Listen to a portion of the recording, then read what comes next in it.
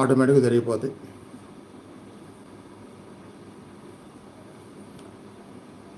ఇది తెలుసుకోవాలి. ప్రతి ఒక్క సాధకులు దీన్ని నమ్మాలి.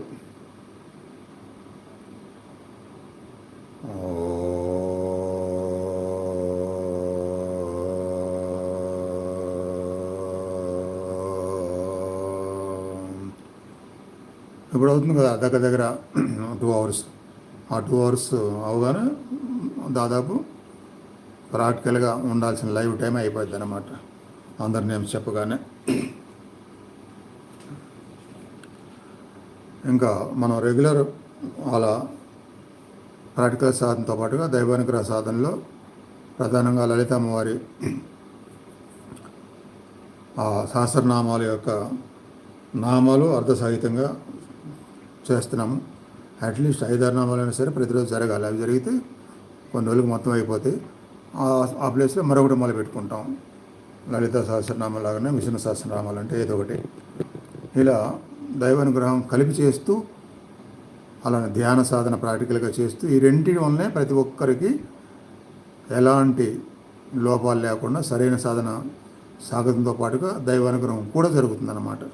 ఇక అంతకు మించి సాధనలో వేరే ఏది అవసరం లేదు జీవితం సార్థకం అవటానికి.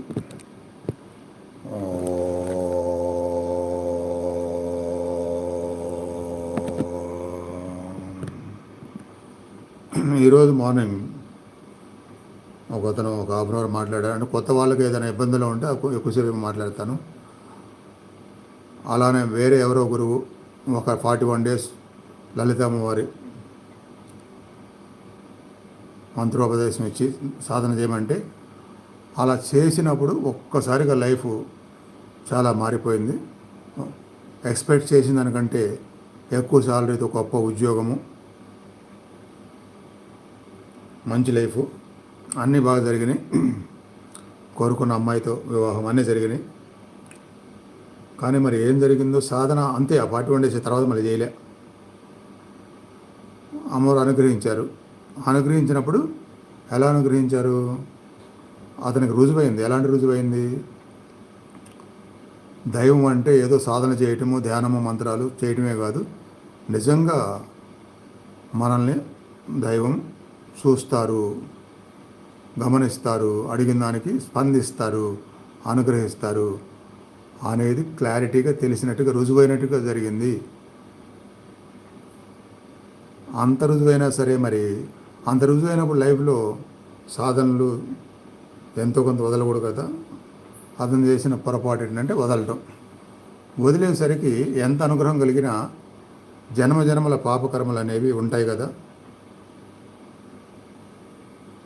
అవి కొన్ని తగ్గిపోయినా కొన్ని ఉంటాయి కదా. ఆ కొన్ని ఉన్నాయి మళ్ళీ అనుభవించాల్సి వస్తుంది కదా. ఆ అనిపించడం మొదలైతేనే లైఫ్ బాగున్నట్టుగా అనిపించి మళ్ళీ గాడి తప్పుతుంది. గాడి తప్పినప్పుడు కొన్ని నష్టాలు జరుగుతాయి, కొన్ని లాస్ అవ్వాల్సి వస్తుంది. ఆ లాస్ అయినప్పుడు మళ్ళీ పుంజుకోవాలంటే చాలా మానసిక బలం అవసరము. ఆ మానసిక బలం లేకపోయినా మళ్ళీ సరైన దైవ సాధన మొదలు పెట్టకపోయినా ఇక లైఫ్ అలానే ముళ్ళ మీద నడిచినట్టుగానే ఉంటుంది. అలా ముళ్ళ మీద నడవకుండా ఉండాలంటే తప్పనిసరిగా మళ్ళీ మొదలు పెట్టుకోవాలి సరైన దైవానుగ్రహ సాధనలో గురువు ద్వారా. లేనప్పుడు మళ్ళీ అలానే ఉండిపోతారు. అట్లా చాలా నష్టాలు జరిగినాయి అతనికి. ఆ నష్టాలు నేను వివరంగా చెప్పను, ఎందుకంటే ఒకరి గురించి పర్సనల్గా చెప్పకూడదు కాబట్టి. అవన్నీ చాలా జరిగినాయి. ఇప్పుడు మళ్ళీ చేయవచ్చా అనేది డౌట్ అడిగారు. ఇది ఎందుకంటే అందరికీ తెలియాలి. ఒకసారి చేసి మానేస్తే మళ్ళీ చేయకూడదేమో అనే భ్రమలు ఎవ్వరికి ఉండొద్దు. తప్పకుండా చేయాలి, చేయకూడదేమో కాదు, అసలు తప్పకుండా చేయాలి. చేస్తేనే మళ్ళీ గడిన పడతారన్నమాట. కాకపోతే అలా చేసేది గురుమోహ చేస్తే ఆ ముందు జరిగిన లాంటి చిన్న చిన్న తప్పులు, భ్రమలు, మాయలో పడతాలే లేకుండా బాగా చేయగలుగుతారు. ఎల్లకాలం చేసి మళ్ళీ లైఫ్ బాగుంటుంది అన్నమాట.